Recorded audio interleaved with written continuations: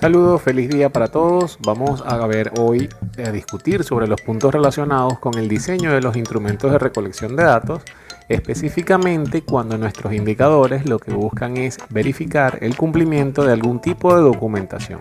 Veamos a continuación todos los detalles. Lo primero que debemos estar conscientes es la función del instrumento como tal.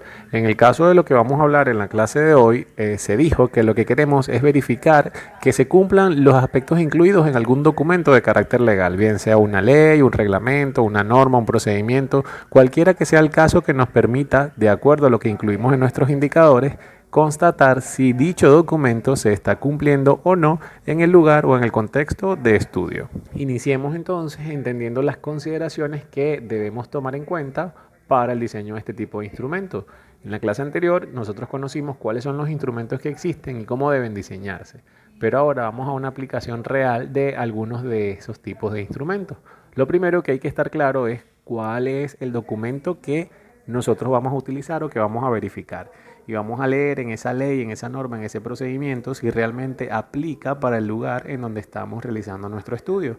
Por ejemplo, la LOPSIMAT en su alcance indica que no aplica para componentes de Fuerzas Armadas ni de policías a nivel nacional. Entonces, evidentemente, esa ley no puede utilizarla en algún contexto de estudio relacionado con las áreas antes indicadas. De la misma manera, deben hacerlo en cada una de las normas nacionales, internacionales o procedimientos de una empresa para constatar si realmente puede ser utilizado en el lugar donde usted va a hacer su investigación. Luego tendríamos que seleccionar cuáles son las partes de esas normas o de esas leyes que nosotros vamos a verificar. Si es un artículo, si es una sección, si es un apartado y cuál corresponde a cada uno de los indicadores de nuestro estudio. Y a continuación entonces seleccionamos esos ítems o esos aspectos de cada una de esas secciones que serán evaluados en los distintos indicadores de nuestro trabajo de grado. La primera consideración o aspecto que hay que tomar en cuenta es que debemos medir una sola variable a la vez. Por ejemplo, si un artículo de una ley como el que tenemos en la imagen dice que la empresa debe garantizar las condiciones de seguridad, motivación y prevención del personal, no podemos evaluarlo en un solo ítem o en un solo aspecto de nuestro instrumento porque quizás la empresa sí cumple con una seguridad pero no cumple con la motivación o con la prevención. En este caso debemos dividir este artículo en 3 secciones y redactarlo 3 veces, incluyendo cada una de las variables a estudiar. En la primera diríamos que la empresa debe garantizar las condiciones de seguridad, en la segunda que la empresa debe garantizar las condiciones de motivación y en el tercero que debe garantizar las condiciones de prevención. El segundo aspecto a considerar es que debemos redactar esos aspectos como afirmaciones o preguntas dentro del instrumento. Debemos colocar, como el ejemplo que se muestra en la imagen, la empresa debe garantizar las condiciones de seguridad al personal. Es una afirmación o una pregunta. ¿La empresa garantiza las condiciones de seguridad al personal? Lo que no debemos hacer es colocar negaciones durante la redacción de cada uno de los aspectos del diseño de nuestro instrumento. Todos deben estar diseñados o redactados de la misma forma. Todos deben estar redactados en afirmaciones o todos deben estar redactados en preguntas dentro de la estructura de un mismo instrumento de recolección.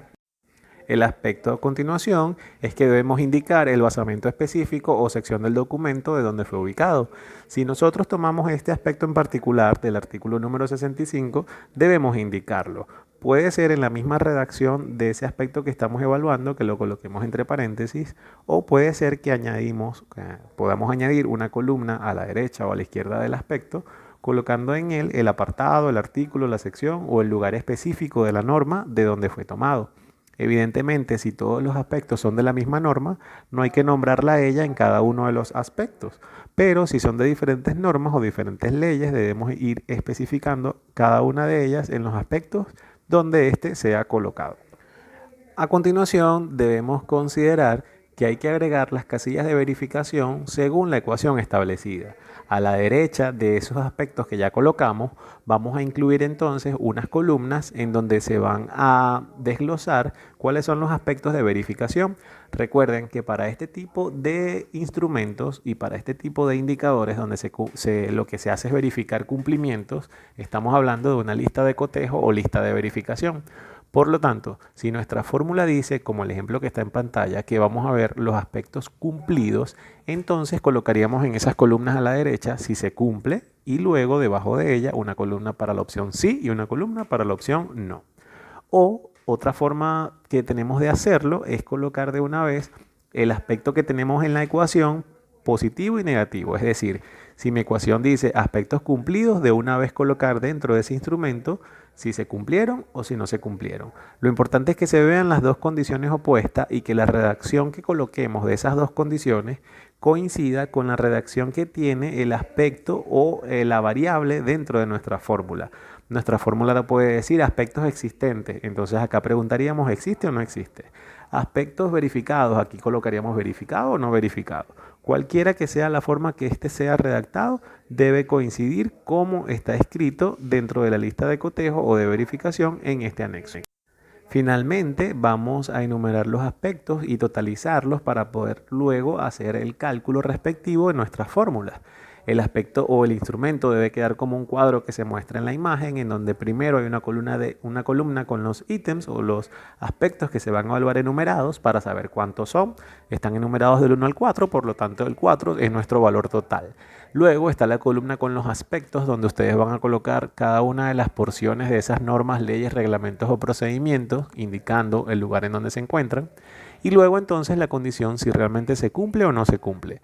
Recuerden que también se puede colocar una pregunta y debajo de la pregunta las opciones de respuesta positiva y negativa. Y también recuerden que se pueden añadir columnas adicionales para especificar la sección o el apartado de la norma de donde fue tomado cada uno de estos aspectos que se evaluaron.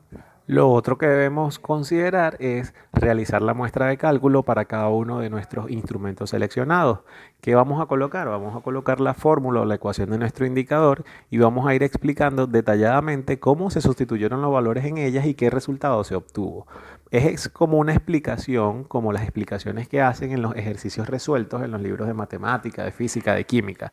Es decir, explicando para cada una de las variables de la fórmula de dónde fue tomado ese aspecto, de qué parte del instrumento y cuál fue el resultado que se obtuvo.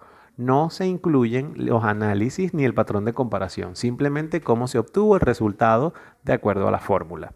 En algunos casos, esta muestra de cálculo está en la misma página o se puede colocar en la misma página del instrumento porque el instrumento es sumamente corto y podemos ubicar las dos cosas en la misma página. Caso contrario, podemos tener una página con el instrumento y otra página con la muestra de cálculo. Inclusive, hay instrumentos que ocupan más de una página porque tienen muchos aspectos a evaluar y deben considerar todos y cada uno de ellos sin poder dejarlos por fuera o teniendo como relevancia cada información que determine el valor de ese indicador. Como recomendaciones finales debemos considerar que los anexos se deben enumerar alfabéticamente de la A en adelante en orden creciente. Quiere decir que los anexos irían, el primero se llamaría anexo A, el segundo anexo B y así sucesivamente. Debemos tomar en cuenta que cada instrumento debe ser diseñado para cada uno de los indicadores. Por lo tanto, deberíamos tener el anexo A para el indicador 1, el anexo B para el indicador 2 y así de la misma manera. También debemos considerar que se debe colocar debajo del nombre de ese anexo cuál es el tipo de instrumento, la dimensión y el indicador al cual pertenece. Por ejemplo, el indicador A, entonces diríamos anexo A, sería una lista de cotejo, colocamos lista de cotejo debajo del anexo A y luego colocamos debajo de ella la dimensión tal y el indicador tal que se supone son los que están referidos a ese anexo y luego debajo de ello colocamos el cuadro como tal del diseño que hemos realizado. Por último, debemos colocar, si hay varios anexos del mismo indicador, darle diferentes nombres. Por lo tanto, si tenemos el primero con el instrumento sería el anexo A1 y si tenemos el segundo con la muestra de cálculo sería el A2. Y de esta manera podemos ir discriminando tantos anexos como pueda tener un mismo indicador. Estos han sido todos los aspectos relacionados a este tipo de trabajos en donde se verifican normas o cumplimiento de alguna norma, no queriendo decir que algunos trabajos en donde solamente tenga un indicador que mida un cumplimiento pueda usar estos aspectos acá descritos o acá explicados y puedan tomar de las otras clases la forma de cálculo de algunos de los otros indicadores que puedan existir. Muchísimas gracias por su atención y feliz día para todos.